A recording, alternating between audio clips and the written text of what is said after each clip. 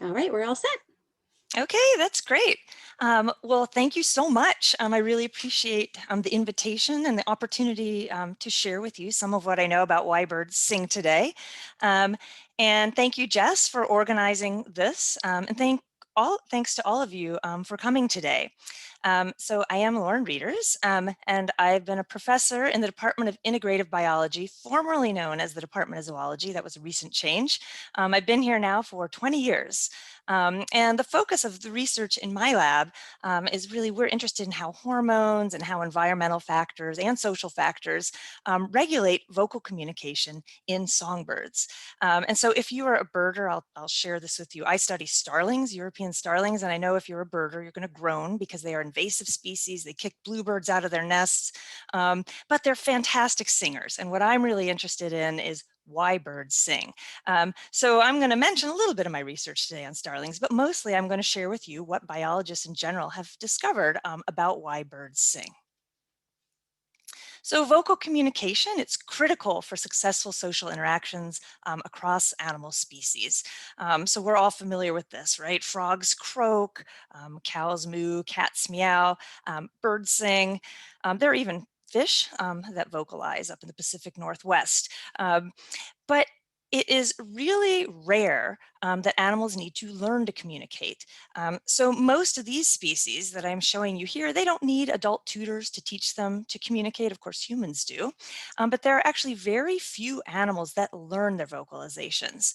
And so you're familiar with the fact that humans, we learn our vocalizations from our parents typically and from our peers. Songbirds also learn vocalizations from their parents and from their peers, and close birds that are closely related to songbirds. That would include hummingbirds and parrots. They're not songbirds, but they also do learn their vocalizations. And then there's evidence that elephants learn vocalizations, dolphins, whales, seals learn their vocalizations, and even bats appear to learn their vocalizations. But that's about it. Other primates don't learn their vocalizations. So what songbirds are doing, which is what we'll talk about today, is pretty unique. And when it comes to vocal behavior, probably all of you are familiar with the fact that songbirds are really in a league of their own. They make up about half the world's 10,000 bird species. So they're estimated to be about 4,500 species of songbird.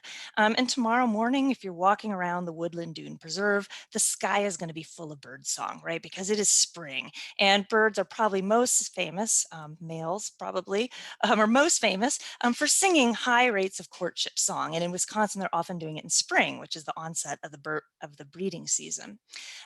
So each bird sings its own song. So yellow warblers produce yellow warbler song, cardinals produce cardinal song, sparrows produce sparrow song. They all produce their own species typical songs, but these songs are learned.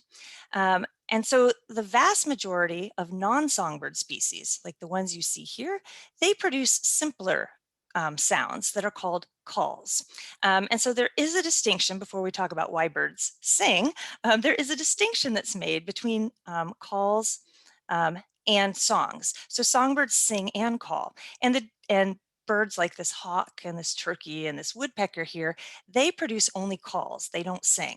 And so the distinction that's made is generally that song is more melodious, it's a complicated vocalization, it has very specific functions. It's often linked to things related to advertising. So males, when they sing, it's thought that they're advertising their quality, and we'll talk about that in a little bit. But males are advertising themselves in an attempt to entice a female to mate, or they're advertising that, they are going to vigorously defend a territory if they're using song to defend a territory. They also do produce calls. Calls tend to be simpler vocalizations. And also these turkeys, for example, produce calls. So an example of a call would be, if an animal is feeling threatened, it might produce an alarm call. Okay, it's a simple, unlearned call. Now there are it's a little bit muddy.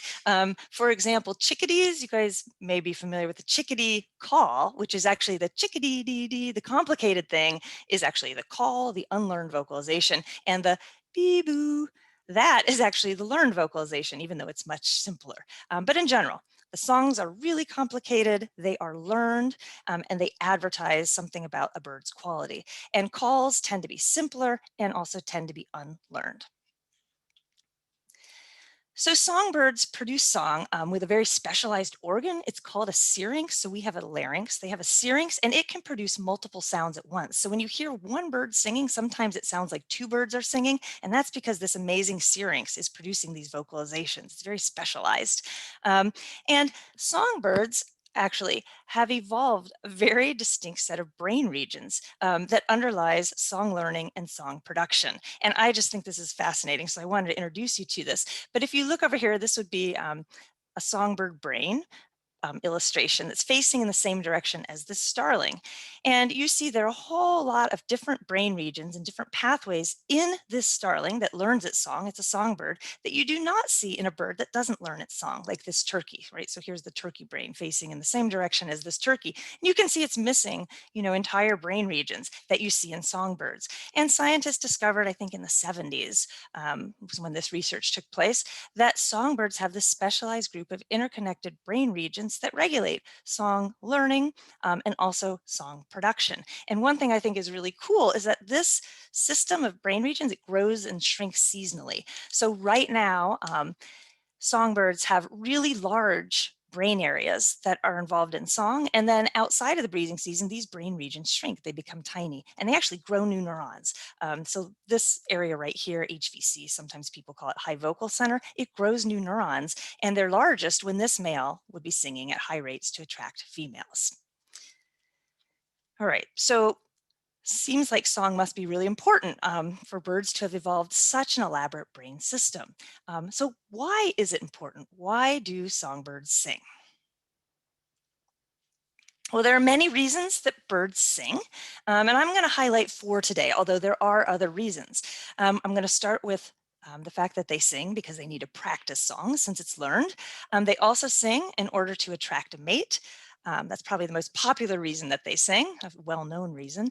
And they will sing to repel a competitor. And birds also will sing, at least there's some evidence, and a lot of that comes from my own research, that they sing because it feels good, that it may be a form of playful behavior, okay, that we'll talk about later. Okay, so starting with song learning and practice. Many songbirds begin learning their songs when they're still in the nest. So most songbirds learn song from adult tutors, and most of the time that would be the parents. And I should say, in many songbird species, both males and females do sing. There's some species where it's predominantly males because it's so important for courtship for males to attempt to entice females to mate. But in many species, females also sing. But a lot of the studies on song have focused on the male song. But a lot of what I'm going to say today will also apply to females. So songbirds begin learning their song in the nest. So here's a white-crowned sparrow chick, and here we have a European starling chick. They hatch, they listen to their parents, and then after they fledge and start to leave the nest, they will start practicing song. And so if you're walking outside just, really soon, actually in a few months when the chicks have hatched and they're fledging, you can go outside and you can start to hear this really bizarre song. It almost sounds like they're whispering. And that's called subsong. It's like they're babbling. It's just like human infants, right? Once they start practicing speech, they start babbling. So these songbirds, these young birds, go through a babbling period. It almost sounds like they're whispering sometimes. And then they start to sing, start to really practice the song that they learned from their parents.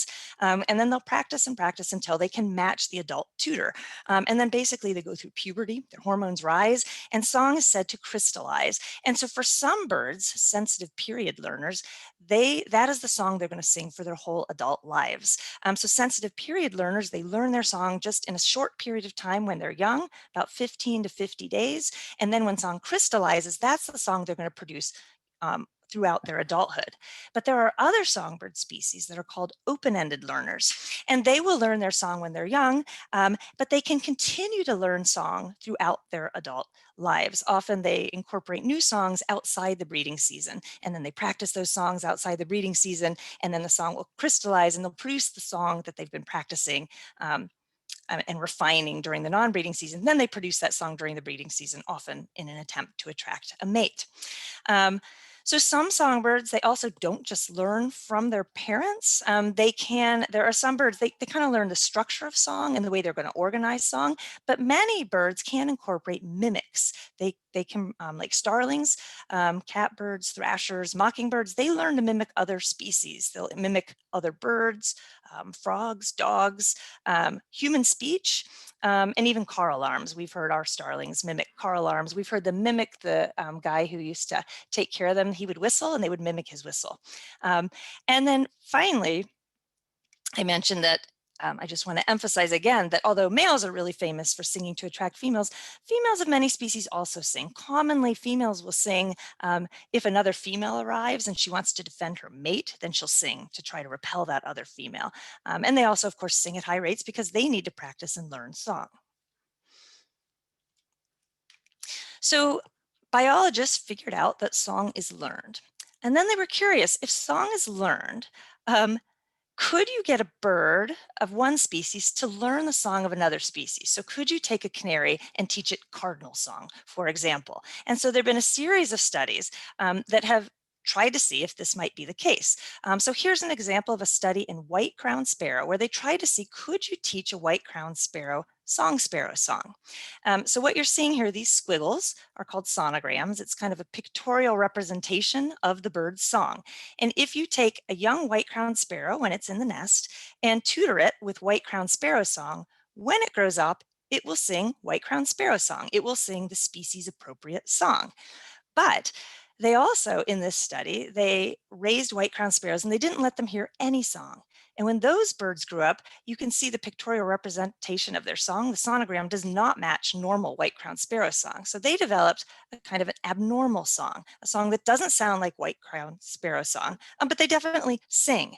And then finally, this was the big thing that I thought was really interesting. They said, can we get a white-crowned sparrow to produce song sparrow song?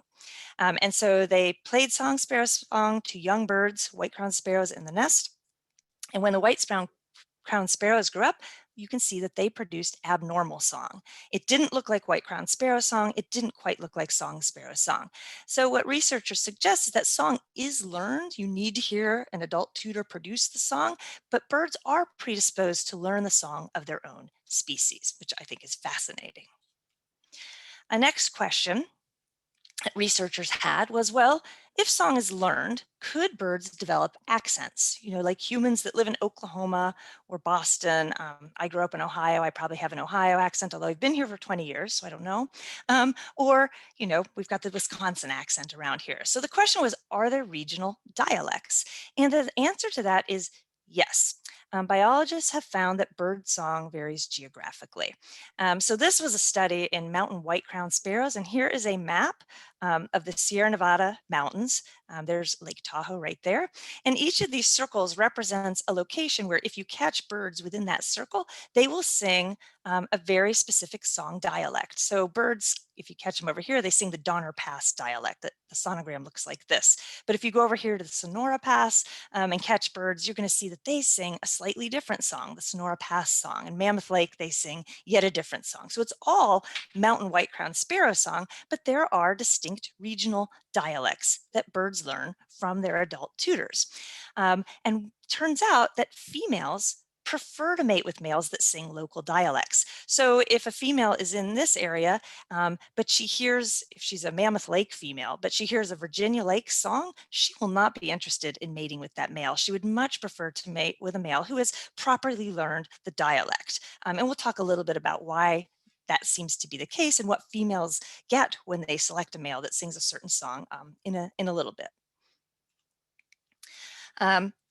Oh, so I did want to add that, okay, so females do prefer to mate with males that sing these local dialects. And it turns out that males have actually been found to change their dialects to match female preferences. So an example of that has been shown in cowbirds. So before I introduce you to the example, let me tell you about cowbirds. Cowbirds are nest parasites. So here's a male cowbird, here's a female cowbird. So in many songbird species, in most in fact, males and females, at least during the breeding season, they pair bond. And both the mothers and the fathers both take care of the offspring. But in cowbirds, They're nest parasites. So females will lay their eggs in the nests of other species. So here is a yellow warbler that is feeding a baby cowbird. Obviously, this looks nothing like a yellow warbler chick, but the cowbirds can lay their eggs in these warbler nests, and for some reason the warblers lead them. Many birds don't let cowbirds do this. They kick the eggs right out of the nest. But warblers are a species that will tolerate the cowbird's nest, and they will raise the baby cowbirds. But what this does is it presents the cowbirds, the young cowbird, with a tricky situation where he is raised by another species. He doesn't hear song from adult male and female cowbirds while he's in the nest. And it turns out what seems to happen is that when the cowbirds leave the nest, they join flocks of other cowbirds, and this is where they start to learn cowbird song. But another factor that shapes cowbird song learning is the female responses. And so there was a group of biologists in Indiana, and what they did is they had a flock of male cowbirds from Indiana, all singing Indiana song. And female cowbirds, actually, they don't sing. So the female is not singing here. But what they figured is that they took a female from Oklahoma and they put her in the Indiana male aviary. And they thought, well, pretty soon this female is going to learn to prefer Indiana male song. She'll develop a preference for Indiana male song. But they were surprised when they actually found that all the males from Indiana started to sing Oklahoma song. So this suggested that females from Oklahoma somehow were training males from Indiana to sing Oklahoma song. And so what they did is they really carefully monitored interactions between female and male cowbirds. So here's a female, here's a male, and here's when the song is starting. So this male is starting to sing, and he sings an element that the female finds attractive, and she performs this really quick, super fast wing stroke. She just flips her wing really quickly. And this male looks, you can see him looking here, and then he will incorporate that element of song into his repertoire. So they think what's going on is that when males were singing Indiana song, females weren't responding. So the males would kind of vary their song a little bit. And when they would sing something close to Oklahoma song, she would flip her wing. And then they would be trained basically to begin to sing Oklahoma song. Okay, so that's what I wanted to say about song learning and practice. Now I'm going to focus on probably what is the most famous reason that males sing, and that is to attract a mate. So much about song, at least for males, is all about reproducing. Males sing to attract females during the breeding season. They sing to keep other males away from females, okay, when they're defending a territory. And they will even sing outside the breeding season. So in Wisconsin, that's fall and winter months. They will sing to practice and refine song so that it will be effective during the breeding season. So a major function of male song is to attract a mate. So birds actually will time reproduction and the production of this courtship song so that chicks hatch when resources are available. So environmental, hormonal, and social factors all interact to stimulate male courtship song. So some birds are said to be opportunistic breeders. That would include zebra finches that I'm showing you here. They are from Australia.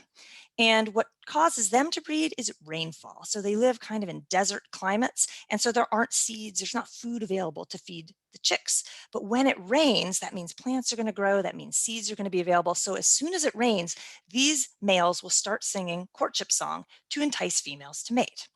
So that when their chicks hatch, there will be seeds and food available to feed the chicks. Now here in Wisconsin, it is not a good idea to breed in winter, right? If a small songbird is laying its eggs in the middle of winter, chances are when the chicks survive, they're going to die. No food is available, plus it's freezing cold. And so here, it is the light cycle that seems to tell birds when to breed. So, and And birds in Wisconsin tend to restrict their breeding to spring, right? Because if you lay your eggs in winter, they're not going to hatch, and the birds that do hatch would die. But if you lay your eggs in spring, then when they hatch, there's going to be plenty of food available, insects, seeds, etc. And so what entrains birds, what tells them when to breed here in Wisconsin, it is the light cycle. So right now, day length is increasing in spring, and this is a really great predictor of when it's right to breed because this tells you it's spring. This tells you food is going to be available.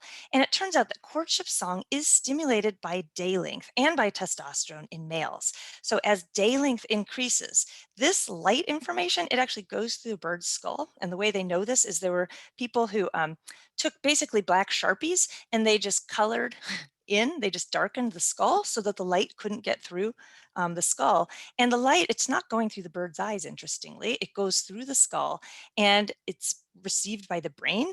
And then that makes the gonads grow. And then the gonads release testosterone. And testosterone is this hormone that then goes to the male brain. And that seems to be what triggers courtship song. So in fall, when his gonads are small and there's not much testosterone, if you give a male a female, he'll ignore her. But in spring, right now, if you present a male with a female, he is going to sing like crazy. Okay, so what about females? Um, in females, um, females listen to male song. I mean, in spring, females listen to male song, and they use song to evaluate male quality. So this is a female starling. A male is in this nest box singing, and so she's over here prospecting. She's checking out this male song, basically deciding if she's willing to mate with him or not. And one thing that's interesting is that yes, the photo period, the day length, is really important to put the female in breeding condition, but she needs more than that. She will not just mate with any male. The male needs to sing the right song. And it turns out that playback of male song can actually cause, this is supposed to represent a female ovary, causes the female ovary to grow, and her hormone, estradiol, the hormone that's really high in females, increases, and it affects her brain, and that will increase her interest in mating with males. But again, females will not just mate with any male. The male must sing the right song. So females are choosy. And it's thought that they are choosy because they have more to lose if they pick a loser male. They have to invest in egg production, right? That's highly energetically costly. And they need to pick a male who's going to hang out with them during the breeding season and raise their young effectively. So females, they use song to select mates, and they generally prefer males that sing long local song dialects. I've already talked about that, how females prefer to mate with males that sing the local song dialect. They prefer to mate with males that sing long, complicated songs, and they prefer to mate with males that can sing at very high rates. So why is this? How do females benefit by choosing a male that sings high rates of long, complex local song? Well, it seems that song is telling females about a male's early condition, the conditions he experienced when he was developing. So here's a baby robin, and I picked this picture because this robin, this young robin, looks really healthy. And so it looks like it's not experiencing poor conditions during development. But over here, you've got this kind of scrappy robin. So we could say this is a robin that maybe it's full of parasites. Maybe there wasn't much food available at the time that this bird was learning song. And so it turns out that animals that are well fed and they're parasite free, they learn to mimic adult song really, really well. And birds that are raised in poor conditions, they do not sing a very perfect imitation of species typical song. It's almost as if they're singing kind of a dialect. And so it's thought that when a female chooses a male that sings a really nice replication of local song or of parent song, that this tells her that the male had was raised under optimal conditions with plenty of food, no nutritional stress, no developmental stress. And so by rejecting a male that sings a song that's a little off, she is probably avoiding mating with a male that's lower quality. Okay, so song can tell a female about a male's early condition. Song can also tell females about a male's current condition. So singing is thought to be costly. Okay, so there is some energy that's involved in producing a high quality song and singing it again and again and again. But also, it makes males, when they're singing at high rates, vulnerable to predators. And when they're singing at high rates, they are also not doing other things. They're not eating. And you may be familiar that many birds produce a lot of song early in the morning, kind of this dawn chorus. And that means they haven't even been eating all night, right? So these are hungry males and they're not eating. Instead, they're engaging in song. So song is energetically costly. And what that means is if you are a poor, weak male who hasn't fed and doesn't have much strength or you're infested with parasites, you are not going to be able to sing a high quality song. So by choosing males that sing high quality song, long, complex song, where males are repeating the song again and again, a female is getting a high quality male. And this is because males can't cheat. A poor quality male simply can't produce a high quality song. So in this way, it's said that birds' song can honestly indicate male quality. Okay, so moving on from males singing to attract mates, another kind of well-known reason that males sing is to repel competitors. And I said males are famous for this, but I will add here that females also will produce song basically to defend mates. So I, of course, study starlings. And when you present a female to a male in spring, he sings like crazy to try to entice her to a mate. But if you present a female to another female, she will also sing like crazy. And the idea is she's trying to get rid of that female competitor who might be trying to sneak a copulation with her male. But this has also been best studied in males. And males are well known to sing to defend territories from other males. So here's a meadowlark singing to defend a territory. Cardinals are highly territorial. And red-winged blackbirds, you may be familiar with them because if you walk by them or if you're riding your bike by them, they may attack you and like biff you in the head. So they're highly territorial.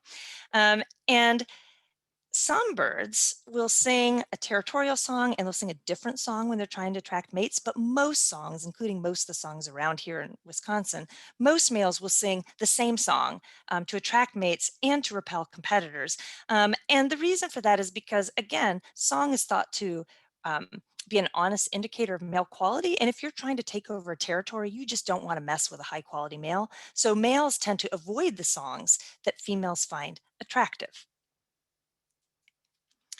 All right. And we know a lot about territoriality from playback studies.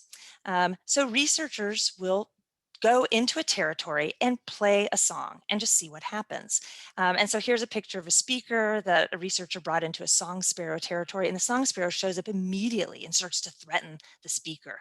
And researchers have also found if you go to an empty territory and play song, it is more likely to remain empty. So this is how we know that song is really effectively keeping other birds outside of a territory.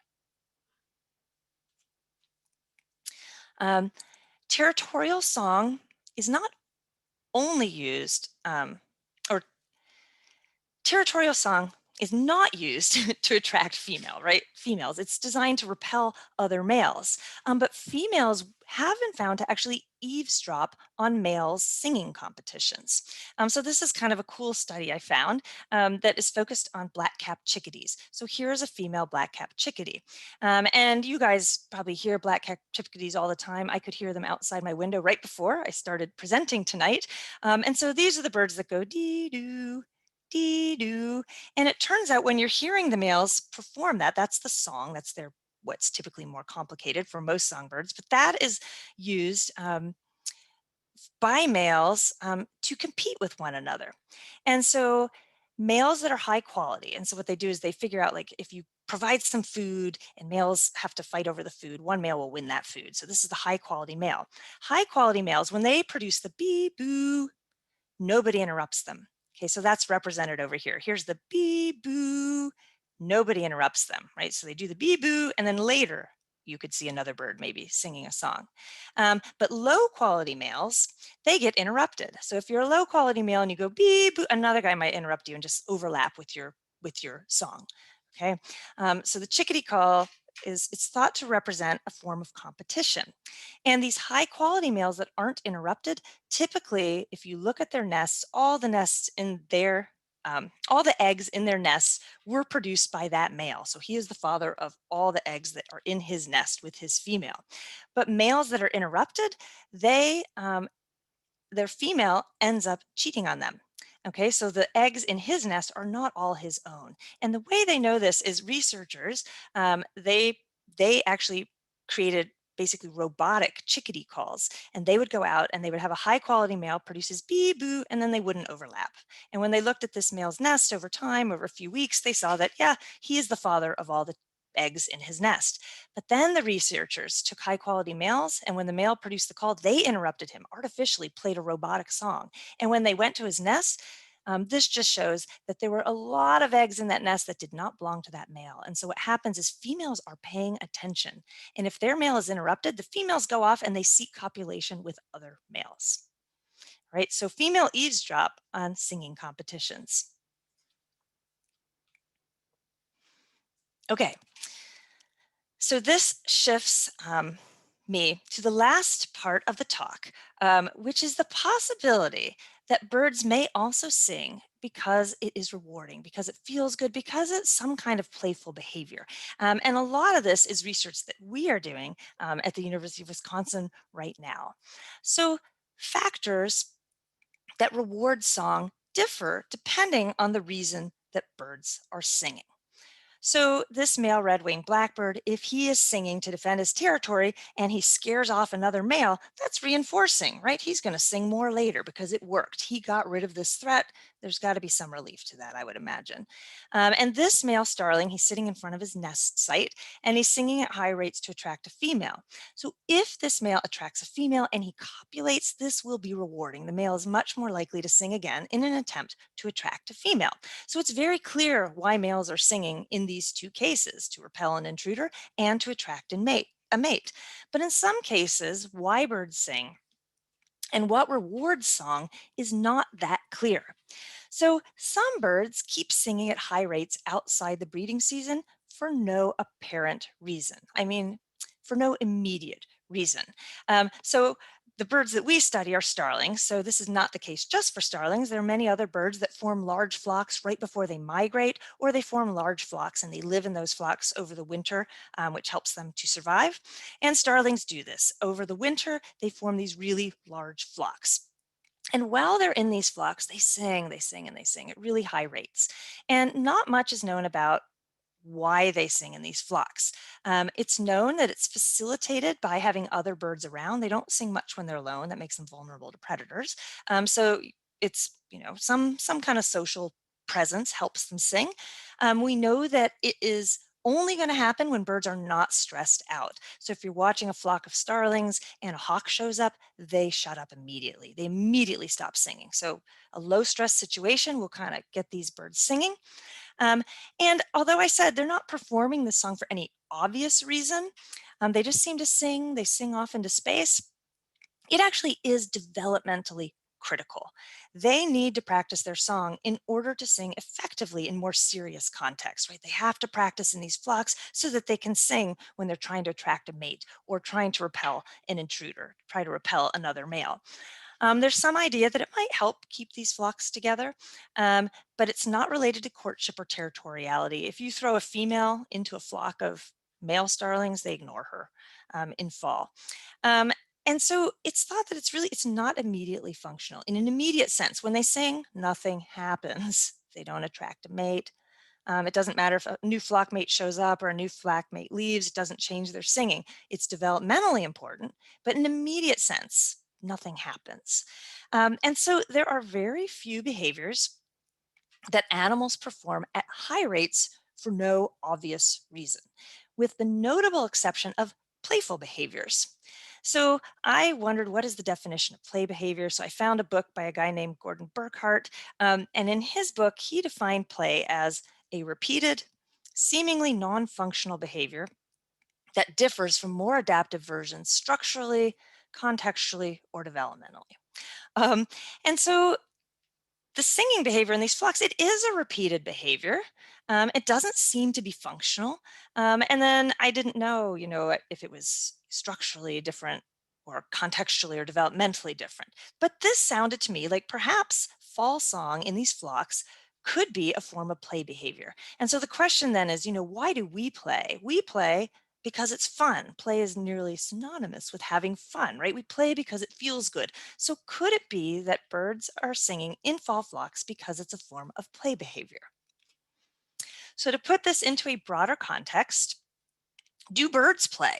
Um, so there are several famous examples of play in birds, basically birds doing things for no apparent reason. And so people talk about ducks that will go down a waterfall and then walk right back up to the top of the waterfall, dive down that waterfall again, go right back up to the top and do it again and again for no apparent reason. So apparently these ducks may be playing.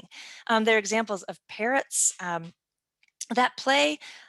These are Kias in New Zealand, and they are really aggressive players. They even have a play call that they make when they're trying to initiate play with one another. Here we have this is a red kite playing with a tennis ball. It flies up, drops the ball, flies up, drops the ball. And so other hawks have been observed to do this often with bone fragments. They drop the fragment, they fly back up again, drop the bone fragment, catch it. And so again, developmentally, that's important, right? They're learning skills that they can use later. But in this immediate sense, they're just doing it for no apparent immediate reason. And then here are examples of these crows in Russia that have found bottle caps, and they will sit on the bottle caps and sled basically down these snowy roofs and do it repeatedly. And then here's a magpie playing with a dog. Okay, so there are these famous examples of birds playing, but it's been estimated that only 1% of the 10,000 bird species play. But it could be that song in these flocks, maybe it is a common form of play. Um, that is exhibited by 4,500 species of songbirds. So maybe when these starlings are in flocks in fall, when they're practicing song, perhaps this is a form of play behavior. So we were interested in figuring this out. So we said, well, how do you know if a behavior is play? Like, how do you know, like, here are two puppies playing? How do you know that they're not fighting? How do you know that they're not trying to mate with each other, right? Some behaviors look a lot like play. And so again, this book that I found, Gordon Burkhart, had a list of things that he said for a behavior to be considered play, you have to see these things. So if song in flocks is play, um, here are the things that should be characteristics. So a couple of them I've already checked off these criterion. First of all, the behavior should be initiated when free from stress. And I already said that birds will not sing in these flocks unless there's no predators, unless plenty of food's available, unless they're in a relaxed social group. So we can check this box. For a behavior to be play, it's supposed to have no obvious immediate function, right? It might be important for development, but in immediate sense, it's not supposed to be highly functional. And I think that's also the case for this fall song. In an immediate sense, everyone's ignoring everyone else. They're just singing. So then on the list, I'm going to skip down here. For behavior to be play, it must be different from other contexts where you might see a similar behavior. And he said it must be not fully functional, and it has to be performed repeatedly. Okay, but not rigidly. Maybe it could be a little bit sloppy, like what you see for these puppies playing, right? This is not the behavior that you would see if this puppy was seriously fighting and being aggressive. That would be a very different type of behavior. And this behavior is not scaring this dog away if it is a type of fighting, right? So it's not fully functional, and it's also very sloppy and kind of clumsy and adorable. So what about song in flocks? Is it fully functional? Is it sloppy? So we looked at that just by going and recording starling song in spring when they're singing that very serious song that they're using to try to attract mates. And then we recorded starling song when they form these large flocks and they basically there's no obvious function for song. And what we found is that males in spring sing longer songs, and in fall they sing shorter songs. And females do prefer to choose as mates males that sing longer songs, and males tend to avoid males that are singing longer songs. So by making the song shorter, that might kind of promote cohesion in these groups. You're not scaring off other birds. You're not attempting to mate with females outside the breeding season. And also we found that song was more stereotyped in spring. So by stereotyped, it was males were repeating the elements of song, starling song, in the same order again and again and again. They were spending the same amount of time singing each element of song. And so it was kind of like it was a very well patterned, well rehearsed, stereotyped song that they were producing. But in fall, it was more like free form jazz. They were very sloppy. They would reverse and reorder and try different things out. It almost seemed like they were practicing different things with their song in fall. So I think that we can say that yes, song is modified from other contexts and it's a little bit sloppy outside the breeding season, which are also meeting the criterion for fall song to be a form of play behavior. And then finally, the big question, why do we play? Because it's fun, because it feels good. So it is critical that if this kind of fall song is a form of play behavior, it should be rewarding. So how do you ask a bird if it feels good to sing. What we did is we observed birds singing in flocks, and then we also had other birds that we observed singing in an attempt to attract a mate during the breeding season.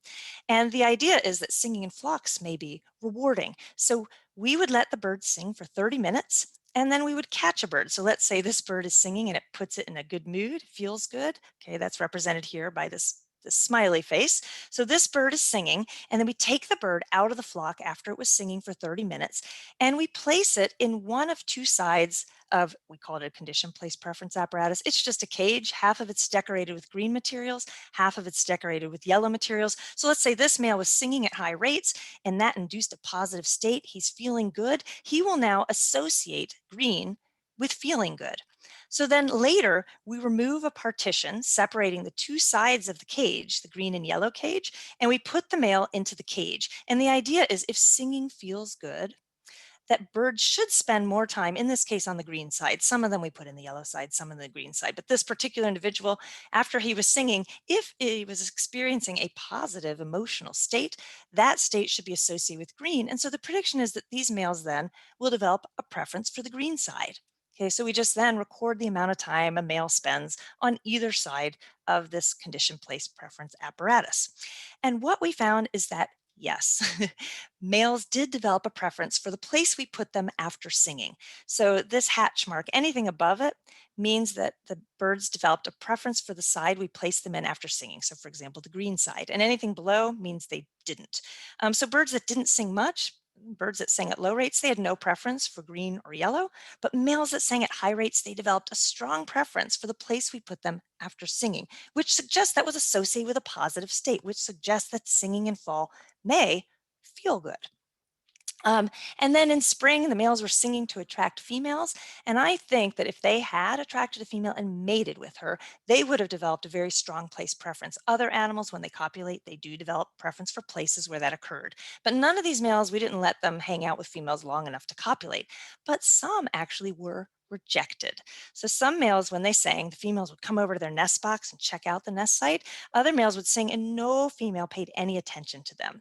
So we did look at these males. We divided them up into males that did not attract a female and males that did attract a female. And what we found is if you did attract a female to your nest box, but you didn't mate, you didn't develop a preference.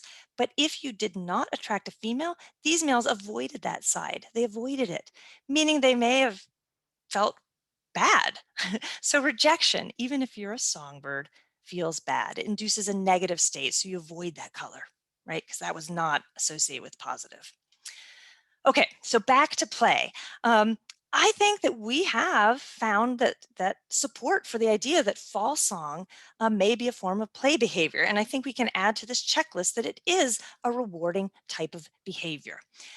So when we ran these studies, we thought we were quite creative, quite unique, that nobody surely would have ever thought about this before. But it turns out there are people over the years who have proposed that when birds are practicing song and they're young, that they are playing, that they're playing around with these different songs, and that it is a form of play behavior. But also, Charles Darwin said that the songs of birds serve mainly as an attraction during the season of love, but male birds continue singing for their own amusement after the season for courtship is over. So this was over 140 years ago, but I'd like to think that we now are providing some scientific evidence for what Darwin proposed so long ago.